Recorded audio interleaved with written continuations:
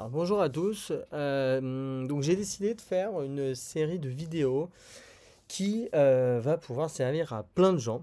Donc des investisseurs, des particuliers qui hésitent à acheter et leur résidence principale et ne savent pas trop quoi acheter. Ça peut être utile pour des investisseurs, des agents immobiliers, des développeurs fonciers, des architectes pour le plaisir. Et on va essayer de répondre à une question qui est assez simple, c'est comment je repère les bons projets et comment bien acheter. Et si je cherche un logement pour y habiter, en faire ma résidence principale ou investir, qu'est-ce que je dois regarder pour acheter sur le bon projet? Voilà, c'est une question qui est complexe et on peut avoir, pour avoir la réponse, il faut regarder plein de données. Pas seulement le prix, c'est pas cher, bah non, c'est pas le seul critère. Ou alors le neuf, c'est trop cher, bah non, c'est pas le seul critère. Voilà, il y a quand même plein de choses à regarder pour essayer de trouver les pépites. Et je vais faire l'exercice donc en utilisant un projet qui est en lancement. Bon, comme ça apportera un petit peu de nouveauté et on va décortiquer des villes, des projets, regarder des plans locaux d'urbanisme, regarder les impacts parfois de politique sur le développement des villes quand c'est judicieux. Et vous allez voir qu'on peut quand même parfois voir quels sont les endroits qui vont se transformer en fait dans les 10 prochaines années.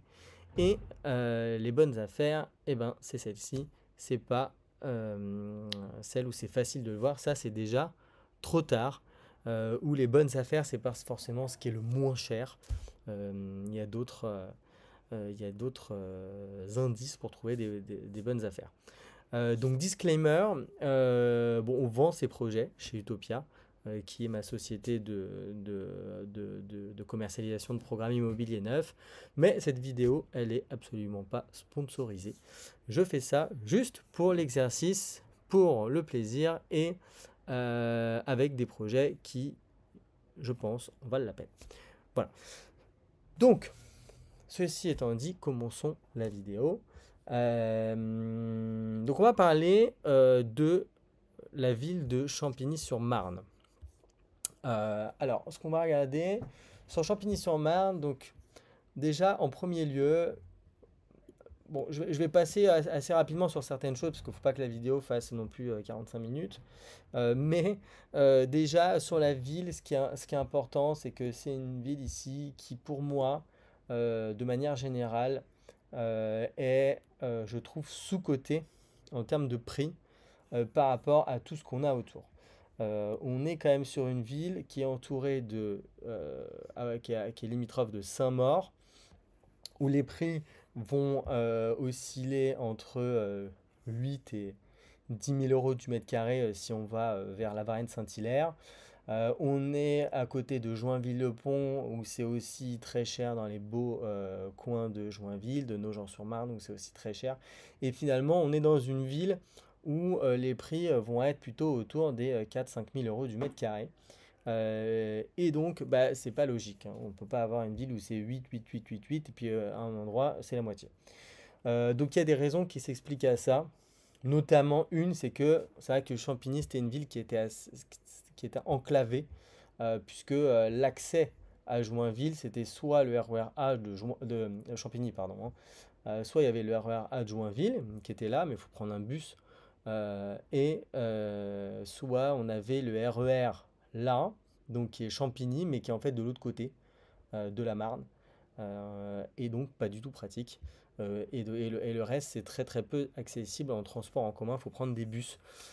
Cette donne-là va changer puisque vous avez le Grand Paris Express qui va arriver donc à Champigny-sur-Marne. Vous avez ici le site du Grand Paris Express qui est très bien fait.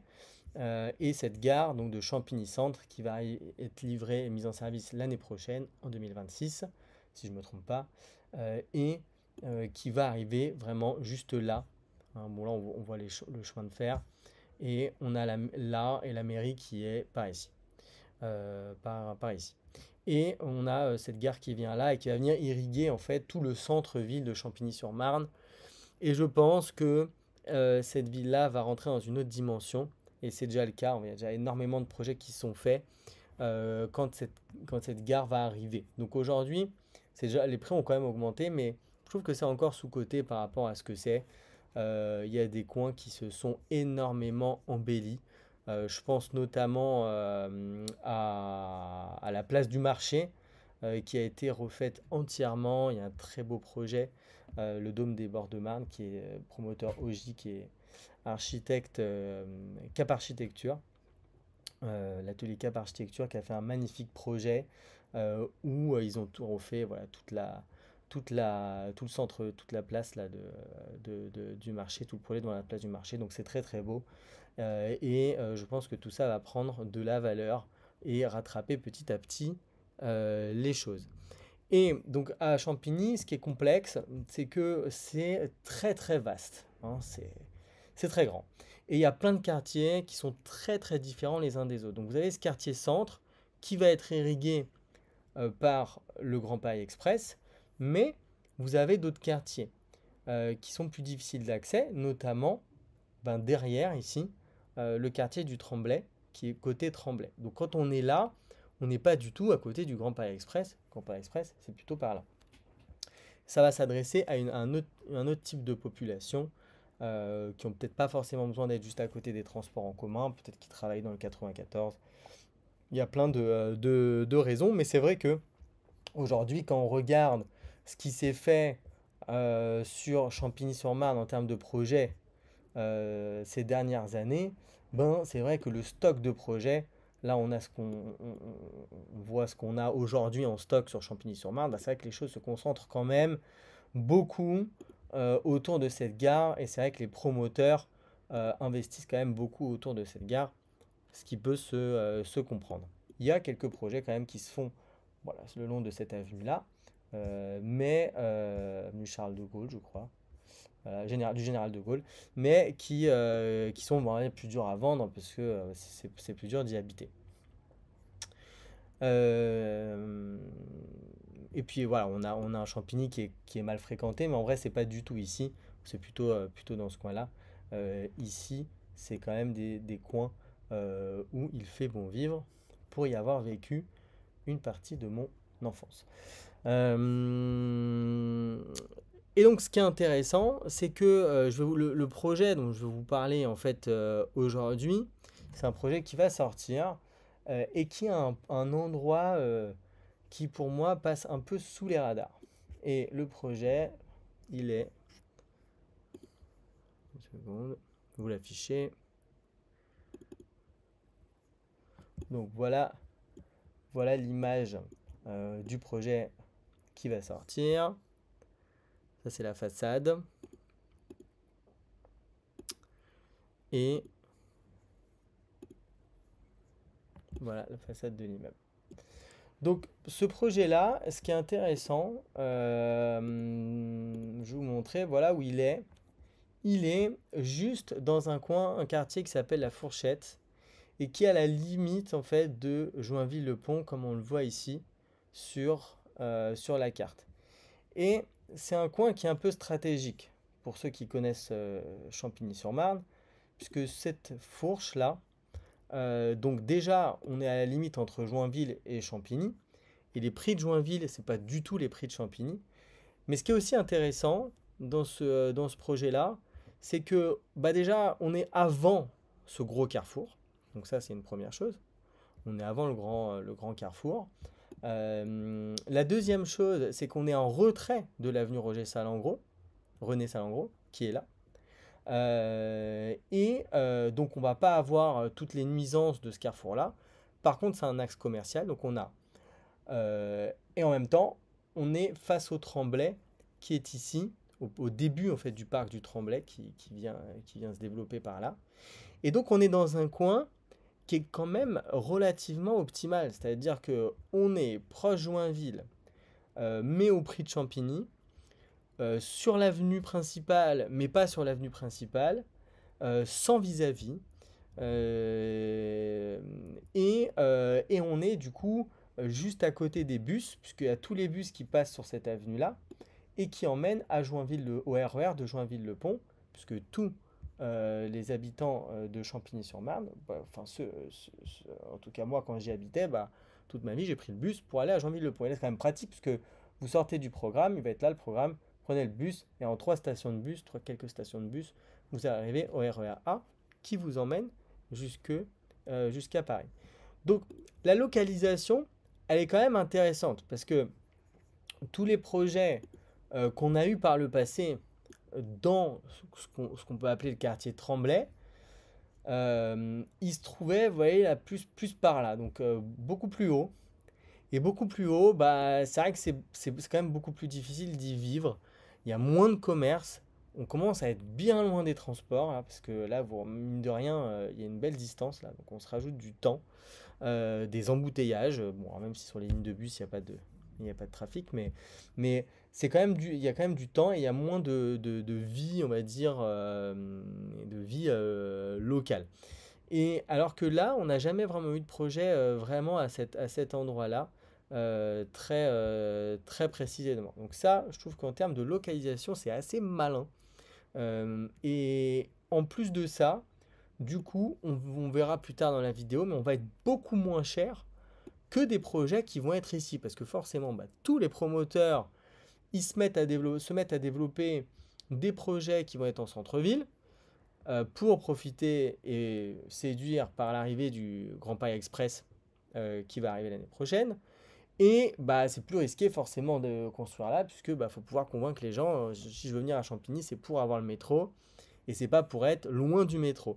Et celui-là vient se positionner vraiment dans un entre-deux, et pour moi, va séduire un report de marché, c'est là où c'est quand même assez intéressant, ça va séduire un report de marché de personnes qui habitent à Joinville-le-Pont, mais qui pourraient ne pas avoir les moyens d'acheter à Joinville-le-Pont. Ça peut être des enfants, voilà, les enfants ils partent de chez les parents, ils n'ont pas les moyens forcément tout de suite d'acheter à Joinville, et pour aller à Champigny sans se retrouver dans un joli projet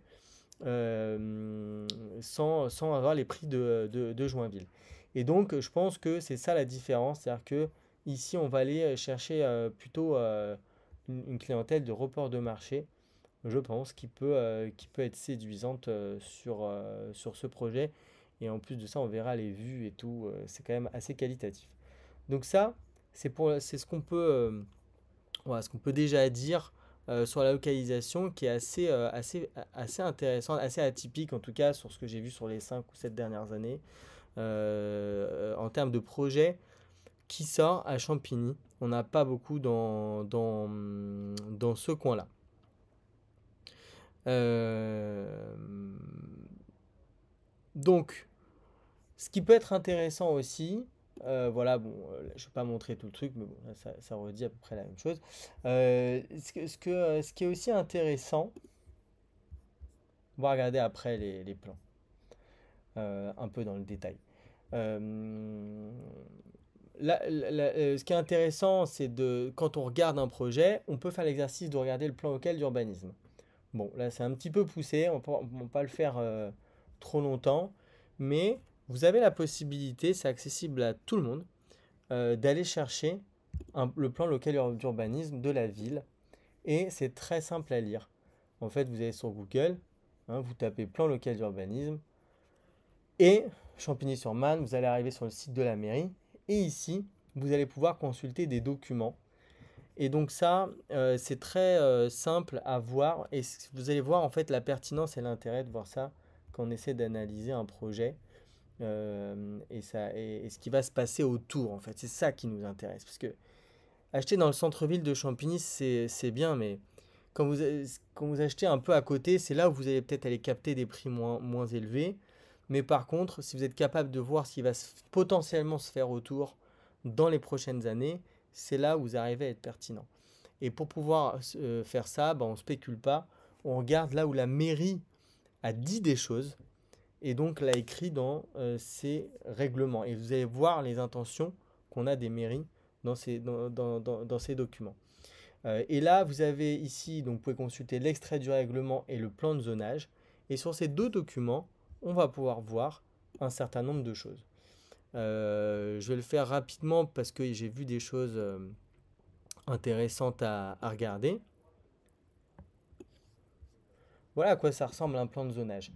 Et alors, il y a plusieurs choses qui sont intéressantes, c'est que, vous voyez, on a plusieurs zones qui sont UA, UB, etc. Et là, on a soit des centralités, des zones, des fois de l'habitat collectif, des fois des zones pavillonnaires. Et à chaque fois, ces zones-là vont avoir leur traduction en termes d'architecture avec des hauteurs maximales, des densités maximales, des quantités, des surfaces vertes obligatoires, etc. Et donc, de cette manière-là, la mairie peut donner des orientations de développement à sa ville. Bah, typiquement, vous voyez ici, le Grand Pas Express arrivant là, et ben, la mairie, quand elle a refait son plan d'urbanisme, a dit ben, toutes ces zones-là qui sont autour du Grand Pas Express, on les passe dans des zones UA, UB pour pouvoir densifier, pour que les promoteurs puissent créer des immeubles parce que bah, y a le métro qui arrive, c'est des milliards qui sont investis. Et donc on va recréer ici et permettre de la densité. Par contre ici on va laisser des pavillons. Et puis on va ici mettre des commerces. Voilà. Donc ça permet de voir ces choses. Et ce qui est intéressant bah, du coup sur cette parcelle-là, qu'on voit ici, c'est que ben, il y a deux choses qui sont intéressantes dans cette parcelle. La première c'est on a un linéaire de commercial ici qui est matérialisé par la ligne bleue. Vous avez des légendes sur le côté. La ligne bleue, linéaire de préservation et de développement de la diversité commerciale. Donc on aura ici on a déjà, hein, mais on aura, ça va continuer à être un espèce de centre-ville de ce quartier-là. Puisque là, on a quartier mairie, là aussi un centre-ville. Et ce qu'on peut voir aussi sur ce document-là, c'est que on a ici donc notre parcelle qui est là, qui est face au bois. Derrière ici, on a une zone qui est réservée, mais ça c'est des rues qui vont être agrandies. Donc en gros, ils vont refaire la rue derrière. Et ce qui est aussi intéressant, la troisième chose qu'on peut voir, c'est que là, on a une zone UPA. Et UPA, quand on regarde, bah, c'est des zones pavillonnaires. Et ça, bah, c'est tout à fait intéressant parce que, eh bien, ce qui veut dire que notre projet qui va se trouver ici, et ben, ces petites maisons qui sont là, et ben, resteront toujours des petites maisons ici. Voilà. Vous n'aurez jamais en fait un immeuble qui va pouvoir se construire là si un promoteur rachète tous ces terrains parce que et ben, dans le plan local d'urbanisme, et ben, la zone UPA qui est ici en vert, et ben, c'est des zones UP pavillonnaires. Alors je sais pas pourquoi ça a été fait comme ça, mais en tout cas, c'est fait comme ça. Et pour pouvoir du coup construire un immeuble ici, il faudrait faire une modification du PLU, qui est possible, mais il y a des consultations publiques, donc vous pouvez toujours faire des recours. Enfin voilà, il y a toutes sortes de choses qui existent. Mais sinon, bah du coup, si vous achetez ici sur ce programme-là, vous aurez jamais de vis-à-vis avec le parc, jamais de vis-à-vis avec les maisons, et une rue toute neuve là, et aucune nuisance parce que vous êtes en arrière, vous avez une ligne de bâtiment qui est là, pas de nuisance sonore du boulevard, et les commerces qui sont à proximité. Donc pour moi, voilà, cette parcelle-là et ce petit projet, bah, c'est quand même ce terrain en tout cas, c'est un peu une pépite quoi, hein, qui est quand même sympa. Voilà ce qu'on peut voir sur le type de choses qu'on peut voir sur un plan de zonage. Vous voyez ici, typiquement, est-ce qu'on voit? Je crois qu'on le voyait. Vous voyez, on voit ici les rues qui ont commencé à être refaites. Là, ces rues-là.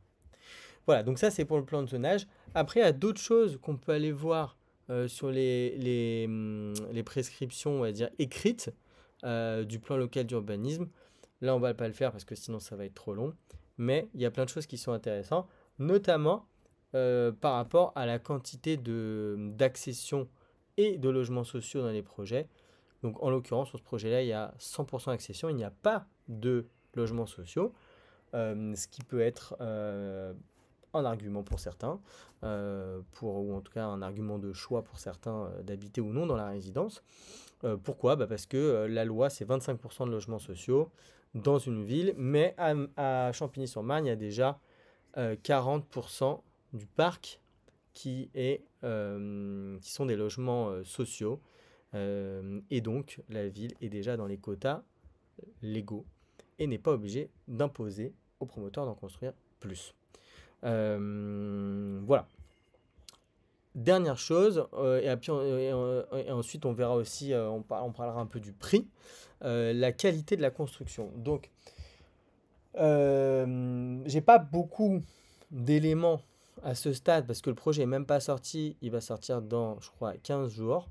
Donc, j'ai pas énormément d'éléments, mais j'ai quand même le plan de masse du projet. Donc, bon, voilà, c'est une architecture qui est plutôt soignée avec des éléments architecturaux décoratifs, bon, on va appeler ça comme ça, mais ils se sont quand même donné la peine de faire quelque chose. Certainement la mairie qui a imposé ce style-là pour très certainement aller aussi avec le style pavillonnaire qui entoure. C'est des petits immeubles à taille humaine, hein, R+4 plus un attique, donc c'est des petits immeubles. Donc ça va potentiellement être des petites copros. Donc ça c'est intéressant. Ce qui est intéressant, ce que j'avais vu dans le projet, non, c'est pas ici, mais dans ces bâtiments-là, on a beaucoup de surface extérieure. Ça, franchement, voilà, typiquement sur le bâtiment B qui va être face au parc du Tremblay, bah, vous prenez ce 3 pièces-là avec un jardin, bah, c'est sympa, hein. Vous allez être clairement, vous allez la retrouver ici avec un jardin face au parc. Il n'y aura jamais personne devant vous. Donc c'est assez sympa. Bon, l'inconvénient qu'il faudra regarder si vous voulez acheter dans ce projet-là, c'est pour ne pas oublier de regarder les expositions, puisque bah, là, il n'y a pas, il y a pas, il y a pas de nord sur ces plans, donc ça m'agace un peu, mais bon, bah, on voit que le nord est là, orienté vers le haut. Donc, vous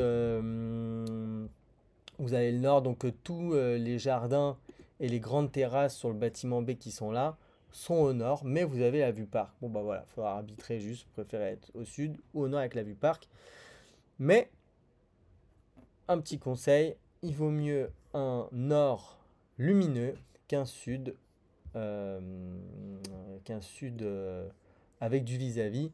Et c'est vrai que sur un projet comme ça, bah, typiquement, si on regarde le plan de masse, vous êtes là, vous allez être au nord, mais si vous êtes en étage élevé sans vis-à-vis, vous allez avoir un nord lumineux. Alors que si vous êtes ici au sud, au rez-de-chaussée, bah oui, vous allez être au sud, mais bon, vous allez quand même avoir du vis-à-vis, du cœur d'îlot, Alors vous aurez quand même du soleil pénétrant parce que le bâtiment D est qu'en 3 étages. L'ombre va probablement se projeter que jusque là, donc bon, ça va quand même. Voilà, donc ça, on va pas parler beaucoup plus des plans dans cette vidéo-là. Je les ai pas vraiment étudiés, mais on va pas en parler dans cette vidéo, ça va être trop long. Si vous avez des questions, vous pouvez m'en poser, j'y répondrai avec grand plaisir. La dernière chose que je voulais évoquer dans la vidéo, c'est le rapport au prix, pour voir un peu ce qu'on peut dire. L'idée, c'est pas de donner toutes les réponses, hein, c'est de vous donner des clés de lecture. C'est un peu ça l'objectif de l'exercice. Sur les prix. Donc, sur ce projet-là, ça rejoint un peu ce que je disais au début. Sur les prix, on va être quand même, ça va être intéressant quoi, de voir ce qui se passe, parce que on va avoir dans le neuf, on va regarder l'ancien après, mais dans le neuf, on a à Champigny-sur-Marne, soit on va être aux alentours du Grand Paris Express et où on est bien placé, on est plutôt à 6 000 € du mètre carré dans le neuf. Ça peut monter plus même sur les petites surfaces. Alors qu'ici, on est à moins de 5000 du mètre avec un extérieur et un parking. Et on est quand même extrêmement bien desservi. C'est vrai que les seuls projets qui sont sur ce type de prix sont quand même moins bien placés, plus dans ces coins-là. Donc, la première chose, c'est que ben, c'est pas très cher. Voilà, c'est vraiment, c'est pas très cher. Et ce que je disais, moi, et c'est pour ça que je trouve que c'est une opportunité, c'est qu'il peut y avoir un report de marché de Joinville-le-Pont, parce que à Joinville-le-Pont, on peut avoir dans les très beaux coins de Joinville, ça peut monter à 8 ou 9 000 du mètre. Donc il y a un vrai écart de prix, et en fait, ce que je veux dire, c'est qu'entre là et 1 kilomètre plus loin, bah, je suis désolé, et j'y ai habité, donc je sais de quoi je parle, bah, il n'y a pas un écart du double de prix. Voilà, en termes d'environnement. Donc, il y a un moment donné, il va y avoir un rattrapage. Et c'est ça, à mon sens, aussi, les bonnes affaires, c'est d'essayer de voir où est-ce qu'il va y avoir ce phénomène de rattrapage de prix, tel qu'on a pu le connaître, notamment sur des villes comme Saint-Ouen, mais aussi plus connu à Levallois par rapport à Neuilly, où en fait il y a eu des rattrapages de prix, ou à Clichy par rapport à Levallois. Des rattrapages de prix parce qu'il y a eu une population qui s'est décalée petit à petit. Ben là, on est tout à fait là-dedans, quoi. Mais vraiment, on est en plein dedans. Donc c'est en ce sens-là que je pense que ce projet-là est à regarder, que c'est une petite pépite en fait qui passe un peu sous les radars, je pense. Ou pas. Bon, il n'est même pas sorti. Ça se trouve, ce sera un succès et tout le monde aura vu ce que je viens de dire. Ce qu'on peut regarder, la dernière chose, c'est ça que je voulais montrer, c'est-à-dire que même sur l'ancien, je vais regarder juste, hop, où c'est? On a un outil d'analyse de prix, si je le trouve, qui est là. Voilà. Voilà. Et en fait, on voit que typiquement, bah, par exemple, vous voyez ici, il y a une vente à cet endroit-là en avril 2023, 6 700 € du mètre carré, un studio qui a été vendu, ça c'est de l'ancien, hein, c'est des ventes dans l'ancien. Euh, Là, vous voyez, on a 5000 du mètre. Bon, c'est difficile cet outil-là, c'est vrai que c'est la base DVF, donc bon, c'est des vraies ventes actées, donc ça c'est à l'avantage que c'est pas de la spéculation, c'est des vraies transactions.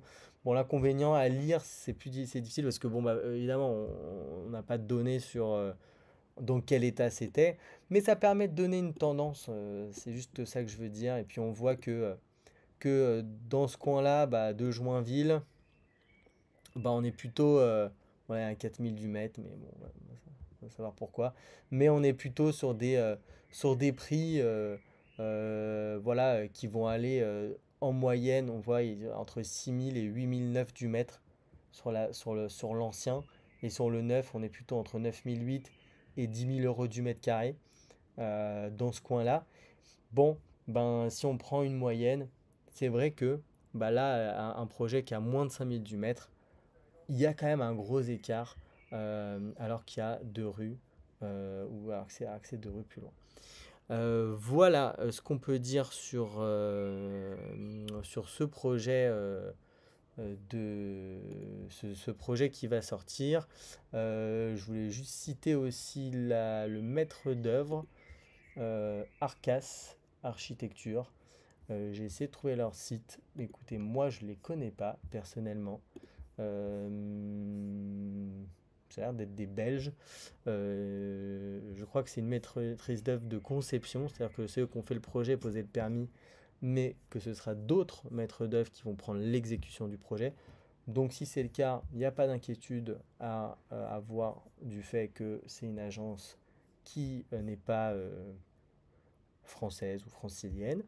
Voilà, mais c'était quand même sympa euh, de leur faire de les citer dans la vidéo. Voilà, bah, c'est pour cette vidéo qui est longue mais approfondie, c'était le but, hein, c'était qu'on voit un certain nombre de choses.